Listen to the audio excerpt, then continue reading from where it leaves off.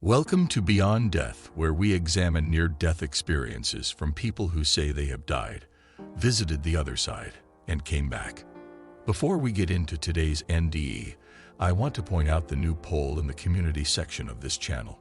A viewer stated the music was distracting, so I decided to let the subscribers decide. If the music does stay in future videos, I will lower the volume daily until I find what works best for the most people. Now in today's NDE, we have a man that states he died twice and experienced an NDE, which has caused him to develop an interesting theory about why NDEs vary so much from person to person. Let's get into it. I had two NDEs, one at age 7 and the other at age 14. I remember more from the second one, as I was able to write down details and had more of an ability to analyze my experiences. My first occurred in 1978. At the time, an unknown virus had struck a bunch of young children in my community, Pittsfield, Massachusetts. The symptoms included severe dehydration, nausea and vomiting, lethargy, inability to eat or drink, and others. My brother had a milder case of it, but I got one of the worst ones. There were dozens of children who had to be hospitalized for varying lengths of time, from 2 or 3 days to weeks. My brother had been able to go home after 4 days. The ones who were the worst off ended up in isolation tents, unable to be touched by or directly contact anyone from outside. Of those, 7 were so severely dehydrated that they went into comas. I was one of the 7. During my coma, my breathing and heart stopped for close to 5 minutes. CPR was performed on me by hospital personnel, and they were able to bring me back. All of this, I later found out from my parents and grandmother, who had been there while all of this was going on. My second NDE was at age 14, while away at camp in a small town in northeastern Massachusetts. My church had arranged this trip and had the bunch of us staying in a giant old cabin, which had a walk-in attic with plenty of sleeping space. For the 7 years prior to this, I had been bullied every day of school. I would continue to be bullied for an additional nearly 3 years until my family moved from Massachusetts to North Carolina in 1987. I sustained 15 head injuries, among many other injuries, during that span, all due to the bullying. 12 concussions, 3 skull fractures. At the camp one afternoon, a fellow camper started bullying me in this attic space, which had a slanted roof on both sides with horizontal wooden 12 by 12 beams for support. He shoved me backwards very hard into one of the slanted areas, in such a way that the back of my head, which had already sustained several injuries before this, struck one of the beams directly. From the hospital description, which I found out later, the blow had directly impacted my brain stem, which controls most basic functions, including breathing and heart rate. In a daze, I stumbled downstairs. Another kid tried to pick on me, but stopped when I collapsed on the floor. Camp counselors were immediately called, and one of them, thankfully, knew CPR. My breathing and heartbeat had stopped again. He performed CPR for nearly 4 minutes until the ambulance arrived, at which point the paramedics took over. They managed to revive me in the ambulance, but I was still unconscious. I arrived at the hospital that way, with my heart beating but irregularly and my breathing shallow. The ER doctor worked on me for nearly 20 minutes before he was able to get a response out of me. From my first NDE, I only remember vague images and concepts, and some vivid images. However, my second one, I remember entirely. And once I was in it, I remembered that what I was experiencing was something I had experienced before, and that my second NDE had a lot of the same features as the first. First of all, I definitely was aware that I had left my body, but when I glimpsed my ethereal body, I noticed the same physical features I was used to. I later learned that it was akin to a term used in the first Matrix movie, residual self-image. I expected to see the body I was used to, and so I did, to make me more comfortable. Second, I felt like I was lifted away, though I never experienced a bright light or tunnel, or saw any dead relatives. To that point, I had not lost any relatives in my lifetime, The first familial death I experienced was my paternal grandfather in 1989. The first death I experienced of any kind was my best friend, who was killed by a drunk driver when I was 15 and she was 14. Third, I experienced being in a place of some sort. Not a room, because it didn't feel closed in or limited, but definitely a sensation of a physical place. I felt, rather than saw, beings around me, which comforted me and projected peaceful thoughts into my mind. In this realm, talking without speaking seemed perfectly natural to me, as if I'd always done it but was just now remembering how. I experienced what some have termed a life review. It wasn't like a movie or something, where I was outside of it. It was completely interactive and immersive. I got to see good and bad things I had done. I say good and bad, despite the fact that there was absolutely no judgment there. It was more like these beings wanted to show me the path in life that I had chosen, and based on what I wanted to be, how my actions or words had either helped me along that path or hindered me.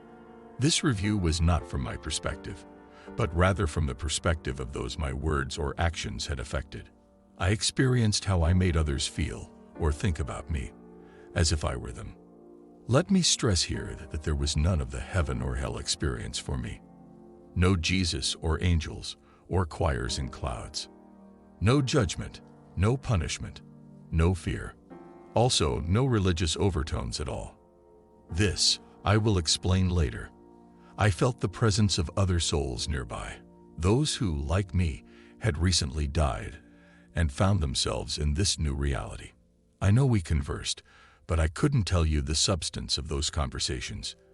In this place, conversation happened spontaneously and without verbalization. And since everything happened with the speed of thought, and everything seemed to work faster, it's difficult to put every concept into words, because it's like trying to capture a cloud with your hands.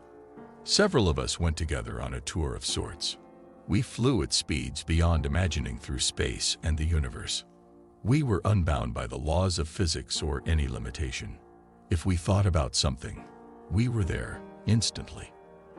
There was no passage of time that I could sense. This journey through space was, in a word, freeing.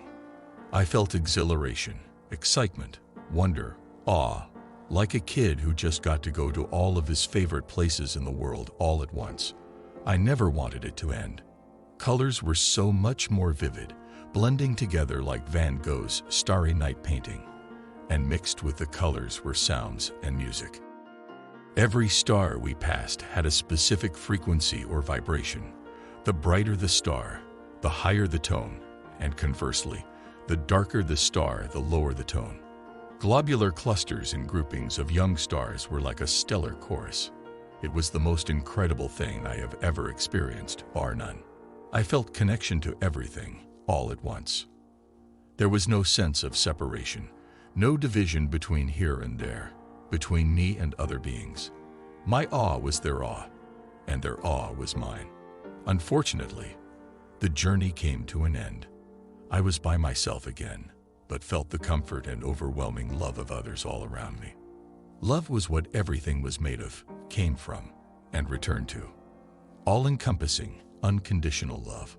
It enveloped me like a warm blanket on a chilly day, and I just wanted to stay inside that love for the rest of eternity.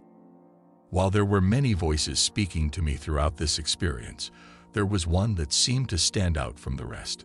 I want to say it was a male voice, although there wasn't sex here, any more than race or religion, or any other distinguishing characteristics. But it felt male to me, if that makes any sense. This voice told me that I had to go back. Upon hearing that, I felt cold and alone. The other voices tried to comfort me more, while still backing up this central voice. They told me that I would remember this experience, and that just recalling it would bring it all back to me. They also stressed to me that one day my day would come, and that it would be no more than the blink of an eye there. I didn't want to leave, but the more I tried to stay, the heavier I felt, like I was underwater and being dragged down by an anchor. I could sense my body somewhere else, but it felt like an alien to me. I couldn't imagine ever going back to being so limited again. The next thing I knew, I was waking up in the emergency room. I felt pain from my head injury and from falling when I went unconscious, but it was weird to me. I felt the pain, but in a disconnected sort of way, like it was happening to someone else, but I was feeling it with them. I was disoriented and confused, and nothing felt real to me. I didn't respond to the doctor at first because I felt torn between what I had just experienced and this physical realm. I don't recall anything from after my first NDE, as far as what I did afterwards. All of the details I have are from others who were there. My memory for events below the age of 12 is spotty at best, due to the multiple head injuries and dying twice. I feel more connected to the other realm than this one. The things I heard about from my family about the differences between me before my first NDE and after were that my IQ dropped slightly, seemingly overnight. I had been in a gifted class beforehand and had a zest for life and exploration, and a curiosity about everything around me. However, afterwards, I was lethargic, had almost no interest in school, and slept a lot more. Between the constant bullying, my grades in school that were dropping off, and knowing that I was not where I wanted to be, I fell into a deep depression that lasted for years.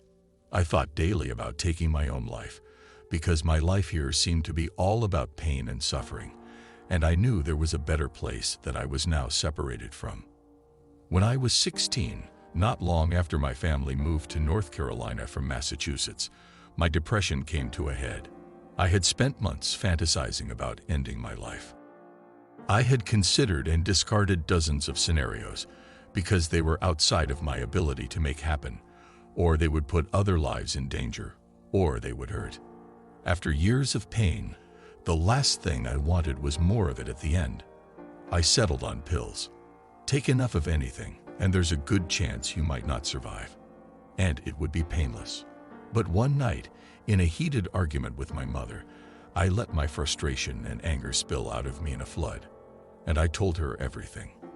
Spat it at her was more accurate. She had the good sense to know that I was in a very bad place, and that I needed help. After being checked into an inpatient ward at a local hospital, I would spend the next 4 months getting that help, followed by 2.5 more months of outpatient therapy in a controlled setting. My parents always believed that the doctor saved me, or that the therapy helped, but it didn't. But something did. Time. Out in the world, I felt constant pressure to be something to everyone, to do well in school, to do my chores, to fit in, to participate in activities, and so on. But all of this pressure never allowed me a moment's peace to deal with the depression that was eating me from the inside out. And so in the hospital, I hardly ever saw the doctor. Honestly, he was the worst at his job I have ever seen, before or since. But I had time to myself, to face my demons, and to decide whether I wanted to leave this world or fight for myself. I found a strength I never knew that I had in there, and I found that my demons could only beat me if I let them. I came out with a much more focused mind, a deeper connection to the world around me, and a deep sense of justice and morality that has only gotten stronger in the years since. I became an activist and advocate, first against drunk driving after my best friend was killed by a drunk driver, then later against bullying because of my experiences with it. During my life, I have championed many social and political issues and causes, and continue to do so today. But I also came out with a heightened sense of curiosity, especially about the universe, our connections to each other, and about NDEs. I have read and watched dozens of accounts of those who have had NDEs, including Miracles from Heaven, Heaven is for Real, My Stroke of Insight, Map of Heaven, and others. And now to explain what I meant by the lack of religious overtones in my NDE. For the longest time, I doubted my own experiences because every NDE I had heard about was the same: bright light, long tunnel, dead relatives, Jesus and angels, and all of the religious things everyone ever talked about. I had none of these experiences, so what was wrong with me? Had I actually had an NDE? What had happened to me? That was when my research turned up something that changed me forever, and gave me an insight into NDEs that made complete sense to me. Plus, it just felt right. Several accounts I read, like Map of Heaven and My Stroke of Insight, had a distinct absence of the religious overtones of those like Miracles from Heaven and Heaven is for real. As I looked into the backgrounds of those who had these experiences, I saw a correlation. Those with a strong religious background and faith had more religious experiences. Those who had a more scientific view, or for whom religion didn't play a large role in their lives, had a more metaphysical experience. While I had been raised going to church, my parents always made it clear that I was free to make up my own mind with regards to religion. I never felt at home in church, even while I was going every Sunday for years. Later, I would stop going altogether, after an exhaustive but vain search for someplace that felt like the home I felt during my NDE. So my experience was definitely more metaphysical than religious, and I finally knew that I was not alone in that regard. The more research I did, the more I realized that NDEs are as varied as those who experience them, and I believe that I know why. As I already said before, I felt an overwhelming sense of love and acceptance, and a complete lack of fear or judgment. I was made to feel completely at ease and comfortable, to make the transition between the physical world and this other realm easier for me to both handle and accept. Well, that's the same thing that happens with all of us. But what makes one person feel comforted and accepted might feel overbearing and stifling to another. So each of us is presented with a scenario that fits our mindset, a scenario that makes sense to us, doesn't scare us, and puts our minds at ease. Some want or feel the need for judgment, so they experience that, but only in a way that guides them back to the right path. My life is far different now, so far removed from the one I lived before these two experiences. Yes, some of it was by my choices, but I know that these experiences have shaped the person that I have become more than any choices of mine. In fact, I believe wholeheartedly that many of my choices would never have been made without the influence of them. I am passionate about a lot of things these days: activism, photography, reading, writing, astronomy, and so on. But for a long time, one of my passions, really an obsession, remained mostly a secret. I felt like a freak because no one I knew had had an NDE. My experience didn't match those I had heard about for so long, and I felt isolated because I was afraid of sharing mine. But I'm not afraid anymore. I don't fear death, so why would I fear talking about this? So I've started sharing my experiences, first with close like-minded friends, then with a wider audience on Facebook.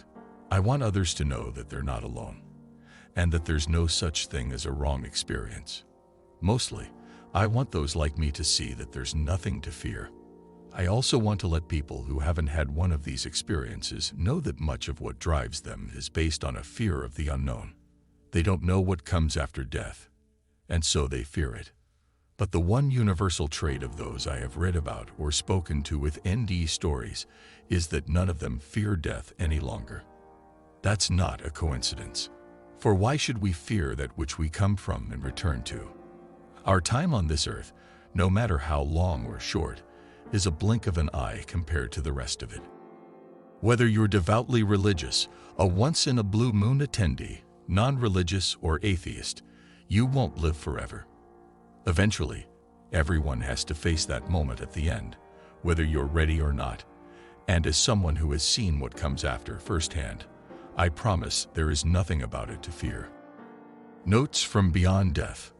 I have included a link to this near-death experience in the description for anyone that wishes to try and discover more about this experiencer. I know he mentioned having a Facebook group he shares to, but I have no idea its name. Drop me a comment below telling me your overall thoughts on this one. Until next time, stay blessed.